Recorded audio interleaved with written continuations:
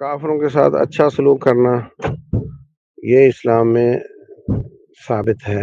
ان کے آڑے وقت میں ان کا تعاون کرنا اور ان کو دین کی دعوت دینا اور مائل کرنا، ان کو کھانا کھلانا، بیمار پرسی، بیمار کو دوائی لا کر دے دینا، یہ سب چیزیں جائز ہیں، لیکن محبت کرنا جائز نہیں ہے۔ اللہ فرماتے ہیں لا تتخذوا اليهود والنصارى اولیاء، اسی طرح لا تتخذوا الکافرین اولیاء، لا يتخذ المؤمنون الکافرین اولیاء من دون المؤمنین۔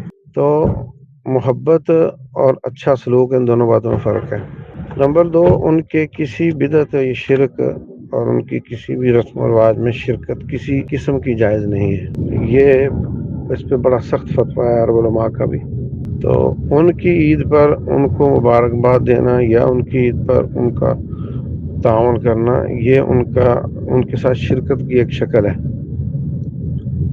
تو جب ہماری عید ہوتی ہے تو اس وقت بھی وہ مانگتے ہیں، ان کو ہم دے بھی دیتے ہیں۔ تو اب پیسہ دینا، تعاون کرنا اور چیز ہے، اور ان کی عید میں شرکت کرنا اور چیز ہے۔